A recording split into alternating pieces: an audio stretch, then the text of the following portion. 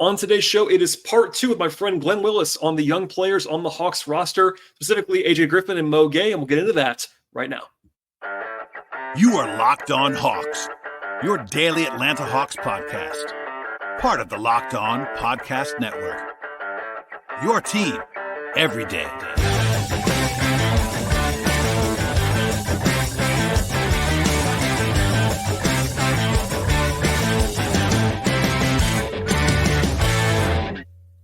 Hello, friends. Welcome to episode 1708 of the Locked On Hawks podcast. I am your host, Brad Rowland, coming to you on a Friday here in early May. And today's show is brought to you by Monopoly Go, the fast-paced game. As you team up with friends for tournaments, unlock awesome prizes, and the place to go is Monopoly Go for free on the App Store or Google Play Store. Game on with Monopoly Go. Also want to encourage you at the top of the podcast, make it your first listen each and every day. Please find us and subscribe to the podcast anywhere you might find your podcasts. That includes Spotify, that includes Apple Podcasts, and as well as YouTube on the video side. And this is part 2 of 2 with my friend Glen Willis of ATL on 29. So if you missed part 1, I recommend at the highest level going back and starting with part 1 of this free-flowing conversation. We talk about 3 players across these 2 episodes: Seth Lundy, AJ Griffin, and also Mo Gueye. And kind of a continuation of our player capsule series. By the way, previously we talked about the sort of end of bench guys, Trent Forrest, Wes Matthews, etc. on a previous episode. I've been really busy on the show in recent days, mailbag episodes, and Tyler Jones came on the podcast recently. It's been very busy. It will stay very busy for the rest of the offseason, really, all the way through. But hopefully enjoy your weekend beyond this. Listen to this episode. But please subscribe and go back to part 1 if you need to. But here we go with part 2, myself and Glen. So we've gone big picture on AJ. I want to ask you 1 or 2 basketball things before we move on to Mo Gueye. You mentioned Summer League.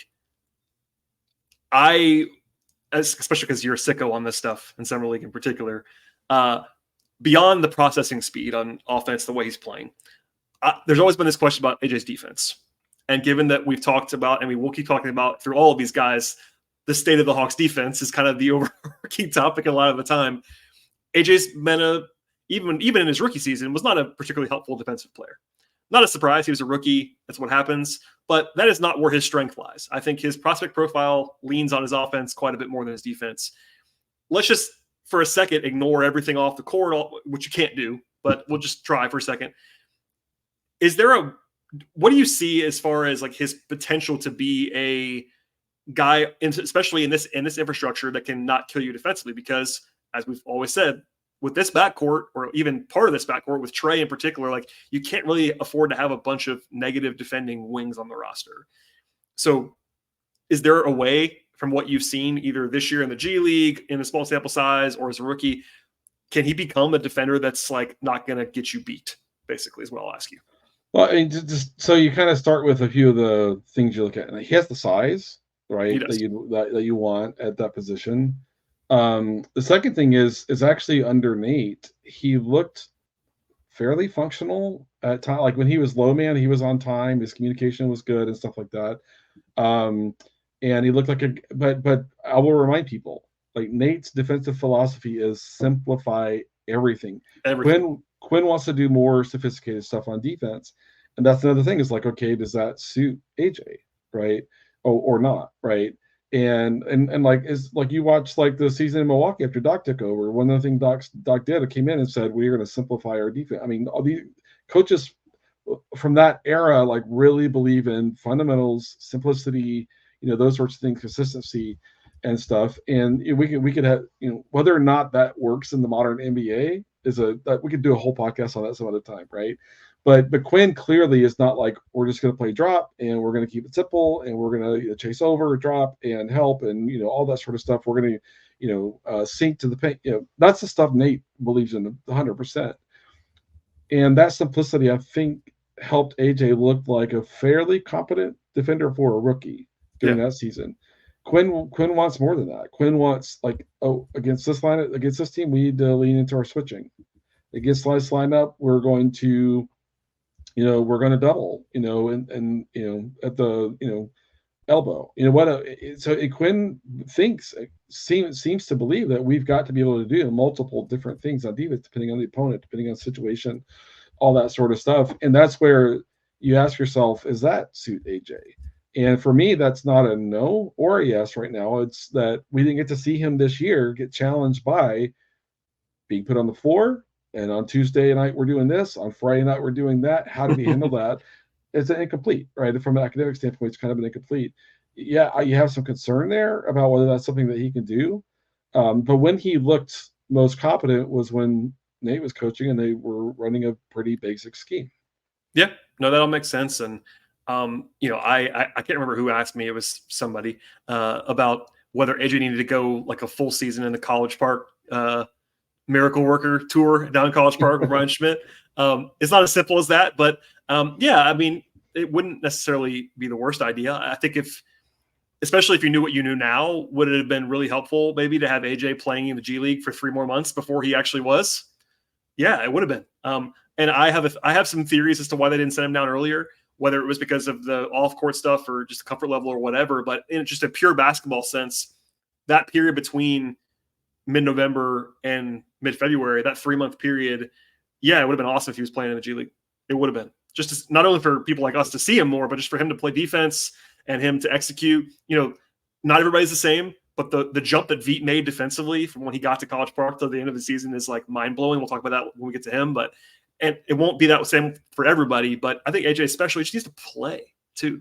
It'd be very helpful. And that's one of the reasons why I did think about the change of scenery is that and this is a big if now, if he's not going to be part of the plan in Atlanta, for his own sake, he just needs to play basketball. And whether that's going to be maybe next year he's still in Atlanta and he's just like, hey, AJ, we're going to have you in College Park like as a primary. And that would look weird for a year 3 guy on some level, but people like us would understand it because it's like, hey, he kind of had a lost second season. He's still 21 years old. Like, hey, just play every day. Play 3 games, 4 games a week for 3 months and see what happens at the end of that. I wouldn't mind that. I think we'd hear from fans that were mad about it, but like, he's got to get on the court more than anything. Yeah, and it could just be we're going to play you 10, 12 games right at the beginning of the G League season and just kind of really lean you in. But the other thing for me is like last year in Summer League, he played 2 games, didn't go. I wish they'd have kept playing him. I have a theory. And he needs to play. He needs to play all of summer, in my view, because of this lost season. If he's still on the team, yeah. And some organizations like we don't want to do that to a first round pick or whatever. Well, that's what I'm saying about last year. He needs to play. I think I might have even reported it last year. Like they basically agreed before he ever went, he was playing 2 games, and it wasn't going to matter. And I get that. What we talked about earlier, and we talked about even right now, is that a guy who played as much as he did as a rookie, who was a first round pick, it's very normal for that guy to make a brief cameo at Summer League, and that kind of be it. Just like, hey, here's that guy that you all love. Here he is. And that was the plan. I'm 99% sure. But we were a little bit alarmed even in July. Like, he doesn't look great. Now, it was 2 games. And we talked about the role. There was a reason for it. He was in a different role than he's ever been in the NBA, but he didn't look very good. And then he went away. And that was the plan. But yeah, no, I agree. I think it would be interesting to see, and we're still a long way out from Summer League and knowing who's going to play and who's not. But if he's on the team, I think he definitely should go to Summer League. And I think he shouldn't be on the 2-game and out plan. Like it doesn't mean he has to play every game, but just, see it's just reps and reps and reps. Unlike guys like Seth, who was at least playing most of the year. Like he had injuries too, but Seth played a lot more basketball than he did this year. I didn't do the minutes calculation, but Seth played like 25 full games in College Park. I think AJ played like 10, something like that. So I don't know. We're all guessing at this point in May, but I would love to see AJ, just for our purposes, play 5 games in Summer League. That'd be informative. Yeah, and it's funny. I know I've told this before, but I still remember the first game they were playing the Kings, and he was bringing the ball up, and Kobe looked at him and was like, "What are we running?" And AJ said, "1 out." He called a play to get himself off the ball. Like, why are you here? Like, exactly. You're calling a play to get yourself. No, we want you run the freaking offense, AJ. I'm not being a little strong, but it said something about his. Is it passivity? Is it being too accommodating? Or what is it? And that sort of thing. But for me, it's like if I'm not that I've ever coached at that level, and I would have been like, "What are you doing? Like you are here to get on ball rep. You are here to run, help run the offense." And I was, as soon as I saw that, I was like, "That can't be what was intended." And that's an anecdote. but it was kind of a microcosm of a lot of what we saw during the summer league. And for me, I remember talking with you like it's summer league, like summer league's kind of messy, and and stuff like that. But it ended up being a little bit of a foreshadowing of the season, in that he just wasn't ready to kind of play at a faster pace.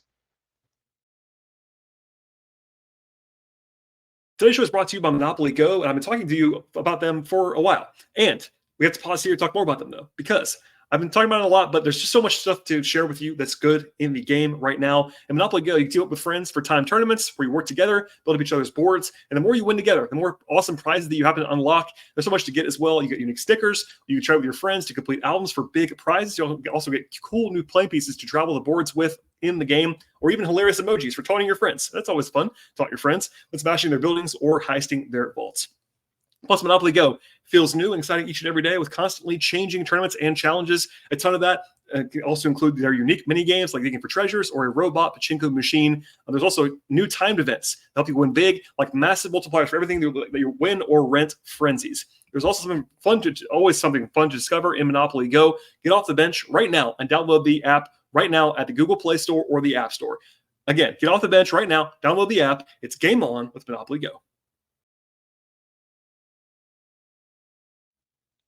All right, we can move on to Mo Gueye. We've done enough on AJ for a guy who didn't play a lot this year. We kind of had to do that. He's important, He is. He is, and it's hard to talk about. I think we did a good job of giving the whole picture, but he just, as far as these player capsules are concerned, he didn't play that much this year, and it's a big TBD. Now, for different reasons, Mo Gueye also didn't play a ton this year, and his was entirely injury related. He would have been much more in the G League if nothing else. He did not play in an actual rotation game until April because of the way that it all broke down. Just to give the rundown here, he played 4 G League games. They were 4 games in like a 6-game span, but never played a full allotment of minutes in those games because he was coming back from injury. He was basically out from early November until like late February with the stress fracture in his back. And for a guy who's 6'11", for anybody, but especially for a guy who's 6'11", back issue, 20-year-old, like be careful, and they were. But it was, it's a little bit concerning. Then he had the right elbow sprain in his shooting elbow after he was back in the G League. So he didn't play very much. Now, the flashes were extremely interesting, especially in the G League. And even at the end of the year when he played, I think it was 3 games for the Hawks. And even, by the way, I would have lost money if you asked me back in August if Mo Gueye was going to appear in a postseason game, because he did. Mo Gueye played in the rotation in the playing game. Now, it was a very short period of time, but hey, it did happen. So we all know the deal. Like, talented, they drafted him as a project, but he's not as raw as some might think. But it's a bet on tools. They messaged that the night of the draft. I was there. They talked about that. They went and proactively got him, which makes sense to me. Top 40 pick. They gave him a good team-friendly 4-year deal like that, long-term investment. They've also messaged this. The Hawks view him as a forward much more than a center. Yeah. And people have looked into that more, but people always get that confused because he is 6'11". He's center height, center length. He's also very skinny. But long preamble out of the way, Glenn. What did you make of what we saw from Mo Gueye? Because, again, it was very, very brief. But even dating back to Summer League, he played some there, and it was in and out. But I think everybody's really excited about what he could be in the future. Yeah, and it's interesting because, this I also go back to like hearing, folks with the team talking about him in Summer League. Just like someone from like Washington State kind of was there to kind of see him play, and talking to a couple people, and you could tell like they talk about Mo Gueye like they felt like they got a first round talent, where they got him, right? And there's a lot of excitement about him and things like that, and that's great. And then when I watched him play in Summer League, I was surprised at how polished he was. I expected it to be really rough. I mean, he's played at Washington State. I saw him play live 4 times out here. I live in the Seattle area. And I mean, what they were letting him do at Washington State was really, shoot off the dribble and, do a lot of things that, probably doesn't map to kind of what he's going to do at least anytime soon there. But for me, it's the speed is a big part of him, right? The verticality is a big part of his skill set. And for a guy who, presumably you're building, still, doing everything you can to kind of center Trey in what you're doing, someone who has the speed from the point of the screen to the rim that he has is a serious weapon, like for a guy like Trey, right? His ability to slip, his ability to go screen or brush screen and kind of, get out of the way, his ability to force a switch and carry the Trey's primary defender elsewhere. Like he was doing that in summer league from the first minutes on the floor. He was go set a screen and force the switch. And for a guy who doesn't have the biggest body in the world, that takes technique and skill. And so he blew me away with like his area, how polished he was in a few of those areas. But then you watch him play, for what time he did, a few games in College Park. It's just his ability to get up and down the floor, his speed, his ability to play at a fast pace and still deploy his skill. You get a lot of young guys his age who are that fast and their hands don't work when they're moving that fast, or they kind of lose some of their coordinate. And it all works like at every speed, for him, and he's still raw. There's still a lot of development that's needed, but when you look at kind of that baseline kind of template of what he is, it's really intriguing. And I think he is a guy who's going to play most of his time at the 4. I think that he's a guy who could play small ball 5 when you want to go fast, when you want to, when you're playing from behind and you need more offense skill kind of pushed into the 3-4-5 and that sort of thing. But I think he is primarily going to be, a 4 that can spend some time at the 5. I think you could see some lineups down the road where it's him and Jalen, and you don't really know which one's the center, which one's the power forward. It might even be different positions on each end of the court, kind of what's going on there. But you think about kind of building around, Mohamed Gueye and Jalen Johnson, kind of the athleticism that you're presenting there. You need more at the point of attack. We pull the string on my back, and we'll talk about point of attack defense again, because they're not big enough to like really just kind of completely wall up all by themselves individually at the rim against real guys attacking and stuff.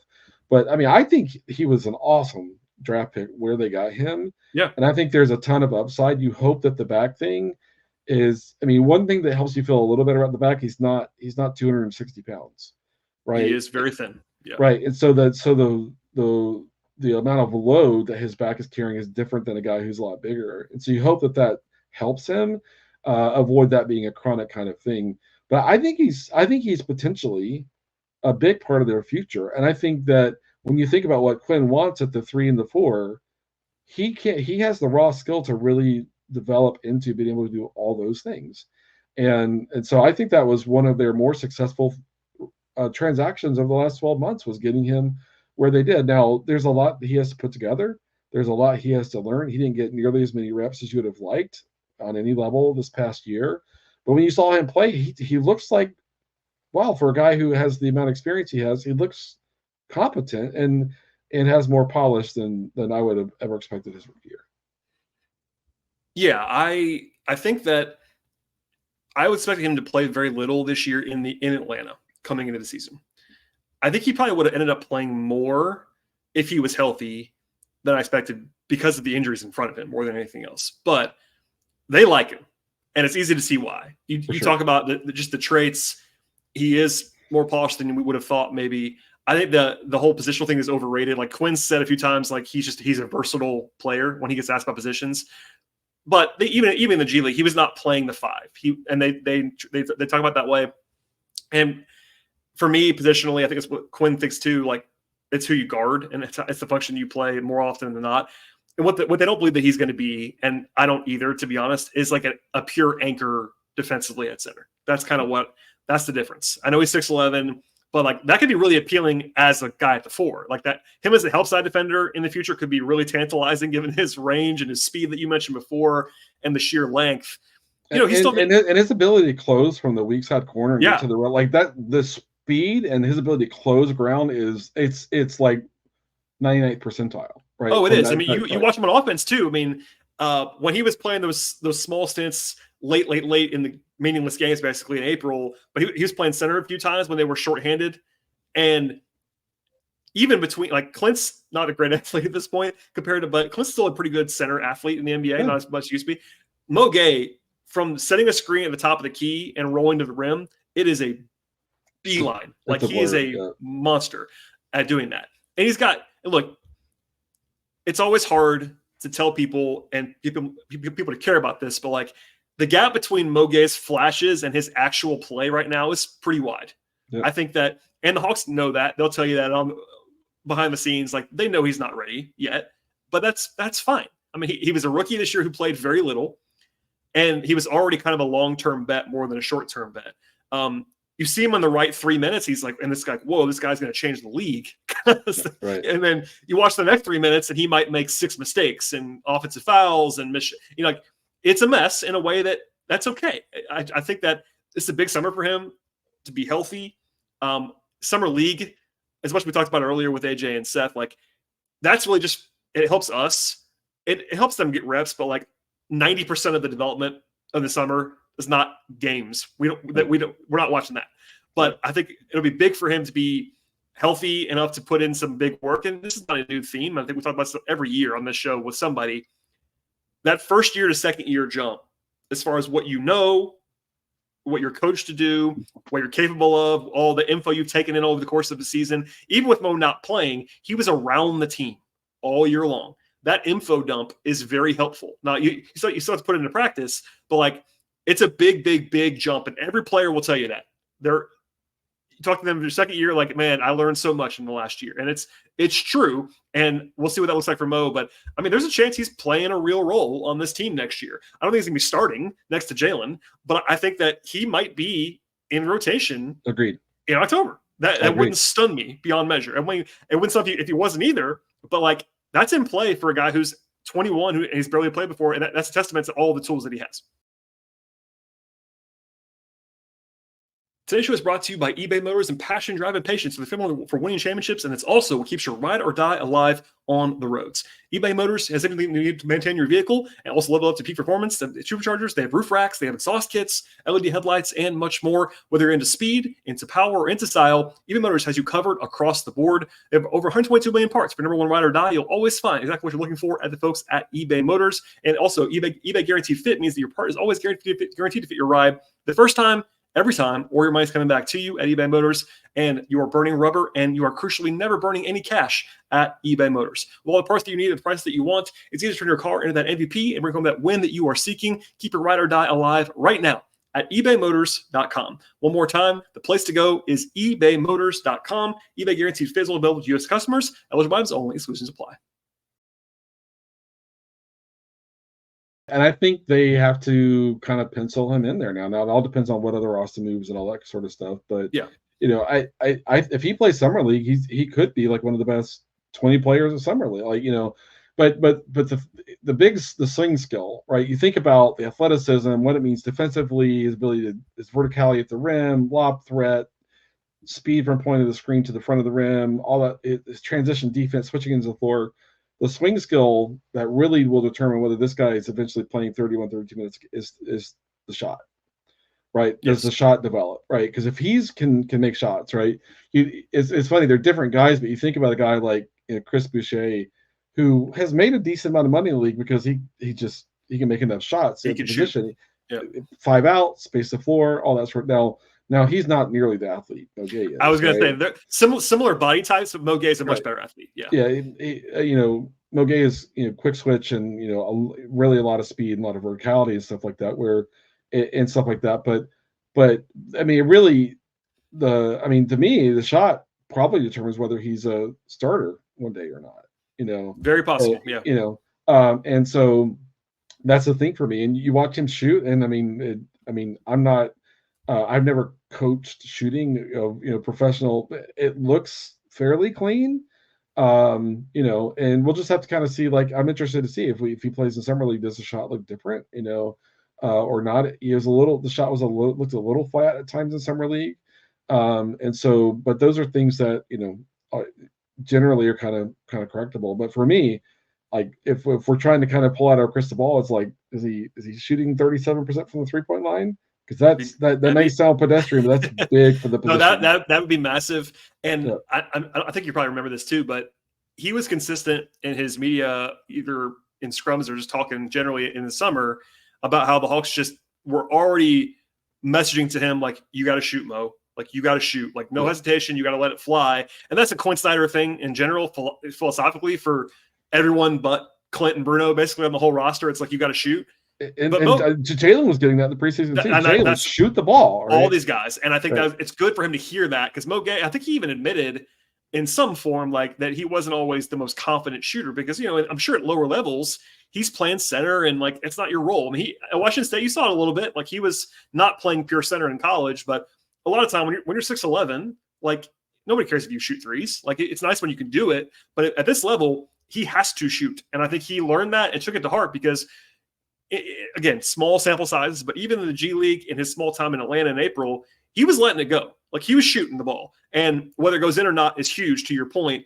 But I think that a good thing for Mo Gueye is that he is not afraid to let it go. He's eager to shoot. That's good. You want that. And then from there, it's decision making, and it's when, not necessarily when to shoot, but like what actions he's running, his passing, the lack of, screen setting is going to be big for a guy like that who's playing a lot of 4 and maybe even some 5. Like, he's got a lot of tricks to the trade to learn, but the tools, but the shooting is a huge thing, but also just the fact that he can finish above the rim. He can run pick and roll stuff. He can be in the dunker spot. He can maybe do some duck in stuff for you. Like, he's got lots of different traits that might be super helpful, especially given that Quinn has been very clear that he wants more size. Mo Gueye brings size immediately. Like, that's a 6'11" rangy athlete playing non-center, is like, besides Jalen, they had nobody else like that. Yeah, I know. And it's, if you think about the shot, it's like, first of all, just having some gravity, right? Yeah, being guarded. But the thing that you really start to get excited about is, like, if you have to close out on him and he can go past that closeout defender and you're 5-on-4 with his ability to handle and I think he's going to become a pretty good passer in those decision makers. Like, he's going to be a handful getting downhill after he attacks a closeout. If they have to respect his shot, if they have to be serious, closing out on him, and that's something that is for a power forward, like having him and Jalen that can do that, it would both on the floor. Like, you talk about two forwards that would really stress the other team's defense by being able to kind of attack, close out, and get a team that's your 5-on-4 over leverage defense or whatever it is. Like, that's really enticing. It's like we watched before Sadiq got hurt. Sadiq is surprisingly effective attacking the paint and attacking the rim, but it's really like a little bit like shooting. It's his willingness to do it, right? Because I said at one point, after they had some injuries, like Jalen went down, like he was on the floor with like Bogey and Wes Matthews. Like, well, Sadiq's got to attack the paint, because no one else could do it, and he started doing it, and did decent stuff like that. But you talk about like Jalen's skill set and Gueye's skill set, kind of in that area, their verticality, their quickness, their athleticism, really attacking closeout defenders, both of them on the court together. And there's a lot for Mo Gueye to put together, but the idea of that is exciting. Yeah, I mean, and not to oversell it, because you and I are not telling anybody that Mo Gueye is going to be an all-star. Like, that's not. It's if he hits his absolute ceiling, sure. I'm not saying that's not impossible. I'm saying you and I are not going to go from like what we've seen so far to being like Mo Gueye is definitely going to be this. It's a question mark for sure. Like, it's the tools, potential. The potential is there. Exactly. Very high ceiling. Yeah. And I mean, what I was going to say, and that's just a good point to say it in general, but. You start thinking about lineups where you have, if your two forwards are Jalen and Mo Gueye, just the size and the length and the burst and the cover and the ground coverage that might all unlock, especially if they're playing next to a center. Even if it's a Kongwu who's a smaller guy, like the three of those guys up front, you want to talk about helping your defense out. If Mo Gueye figures it out and can unleash that length along with Jalen figuring it out, hopefully be more defensively. Like, I'm not saying that's going to happen, but there's some, if you don't have to squint too hard to see what kind of game changing that, just the sheer length of that could be. That's very intriguing. Again, not projecting it, just one of those things that could happen. And yeah, I mean, it's been a while. I don't know about you. It's been a while since the Hawks have had a guy like Mo Gueye, because there's always a young guy on the roster that fans really get excited about. It's kind of always, that's on every team in the league is what it is. But Mo Gueye is like a unique one where the traits are like stand out in the way that people even beyond Atlanta would, I think, recognize if they just watched him for a little bit of time. There's always a guy like the pet fan guy, but Mo Gueye is probably going to be that, number one, and number two, like you actually see the potential. I'm glad you used that word, because that really is the word that's probably the one big one that's attached to Mo Gueye, just the potential of what he could be. Yeah, I mean, I'm excited to see what kind of comes of him, and we talk to people, and everybody says he works really hard. That's a huge part of it. That's a huge part of it. That's a really, really part of it. And then even like in summer league, he did what they asked him to do. A lot of guys go to Vegas, and they're like, "We're gonna have you do this and this and this." And they're like, they get on the court, they're like, "No, I'm gonna do my stuff," right? And he never did that. Like he always fit into exactly what they were asking him to do, and so that even that at that point speaks volumes to his willingness to kind of fit in and use his skills and stuff like that. And you hope that he you give him a role that's like say so big, and you hope that he just outgrows that because of just his work ethic and his willingness to kind of just really, really grow his game. And you hope a guy like that makes the coaching staff go, "We got to stop limiting him." That's probably a year 3 thing, Probably. If it happens, but that's what you hope for. That's what Hawks fans have to hope for, is that you're whatever 18 months out from now or whatever, maybe even the last month of next season, and he's like, we got to give him more opportunity. And that's a wonderful problem to have developed. And I'm not putting a limiter on Mo Gueye. We just talked about this potential wise. I'm not trying to rain on the parade, but even if he just becomes a very useful 7th or 8th man for you for a few years, that's a success. You get a guy like that in the 40s. The Hawks haven't had a guy drafted in the 2nd round that's been a rotation player for them in 10 years. The last time they got a guy in the 2nd round that actually helped them for multiple seasons was Mike Muscala or Mike Scott. And those guys have been gone for a long time at this point. So I know his upside's well beyond that. We just established that. But even if it's not like all coming together and it's just flashes and all these things, and it's kind of maybe tantalizing or frustrating, if he can become a rotation guy for a few years, that'd be a huge win. It would be. And especially given all of what he can do and what it unlocks, because you can play small ball center with him if you have to down the line. You could go bigger with him if you want to. We talked about that a lot. It's just I want to see more. That's kind of the theme of this entire hour-long discussion is we just want to see more of all 3 of these guys, but especially with Mo, it's like tantalizing. It really is. Yeah, I know. No more injuries. Yeah, I know. I mean, I'm excited, for him, and I think the Hawks did great, kind of there. But you're right. Sometimes I think fans will convince themselves that the 90th percentile is for sure to happen. 90th percentile outcome. Yes. And I mean, and he seems like a guy that it's a little bit more likely. His athleticism is so unique, and he's such an outlier in that way that it's easy to talk yourself into oh, he's going to be an all-star. And I will not be shocked if one day he kind of puts it all together at that level. Statistically, how likely it is it right now? It's really impossible to say. It's totally impossible to say right now. But he's one of those rare guys that you get in the top half of the 2nd round, and it's you look at it and you're like, well, it wouldn't be crazy if he was a real impact. I mean, what you're really hoping for, I think, is just an impact starter at some point, right? Yeah. That would be an awesome outcome. Guys who are drafted where he is. I mean, we all talk about Draymond Green and Jokic and all of those outliers, but you get a guy like that to his 2nd contract, and you have had a wild success, right? With that, right? And that's the thing for me, and is, can he kind of become an impact starter? I think the raw skills and tools are all there, and the reputation of his willingness to work is there, and so it makes me feel hopeful for him. And I don't want to. I'm not trying to throw water on Hawks fans' excitement. Hawks fans are excited for him. It's just that don't tuck yourself into something being sure to happen. Just enjoy the journey with him, and we'll see where it ends up. But he certainly is, I think, a guy that the organization seems to be very excited about, and Hawks fans, I think, understandably excited about too.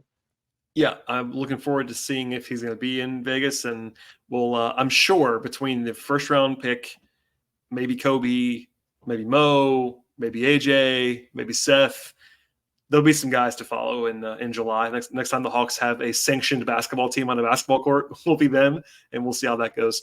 All right, Glenn. The rest of these player capsules are going to be about guys who actually play a lot of minutes. which will be easier for us probably, and also maybe a little bit more nerdy. I don't know. Yeah, I got a request that we do Veet last. Which is, have you heard that? Like, you guys gotta do Veet last. I can't remember. Everyone maybe. is so like everyone wants us to do like 2 hours on Veet. And we maybe we will. No, I think that it's possible for us from this point forward, even with someone like Garrison. Like, I think you and I'm not saying we're gonna. You and I could probably do an hour on Garrison if we wanted to. Easy. So that might happen. It might be two parts of every guy the rest of the way. We'll see. They're going to be coming, and not to wear Glenn out, but the draft lottery is in about 9 days, 10 days as we're recording this podcast. So, like, I'm gonna have some draft stuff to do. It's not going to be just a parade of these until they're done. I can't make Glenn do an hour podcast every 2 days for the next 3 weeks, but we'll have more coming. Glenn, anything to plug? ATL 29, what's going on? I feel bad last time. I mean, certainly ATL 29, find me on Twitter, but I also want to just kind of shout out like Wes and the crew at Peace Reviews. I want to implore, those guys work really hard, put out great content, so support them. I support them as I can, kind of behind the scenes, and sometimes there are times that like one of those guys will call me and talk me through an idea and analysis and things like that, and I'm always happy to do that. So more than I want someone to find me is if you're not kind of supporting that group over at Peace Hoops, make some time to do that, find a way to do that, because they deserve all of our support, and so that's the plug I want to do this time.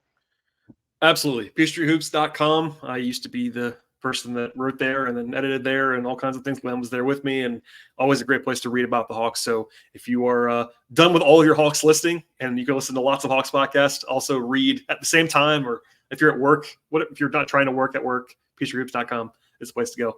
Anyway, thanks for doing this, Glenn. I appreciate it. We'll do it again soon. As for everybody else, please subscribe to this podcast, tell a friend about the show, and we'll see you all next time.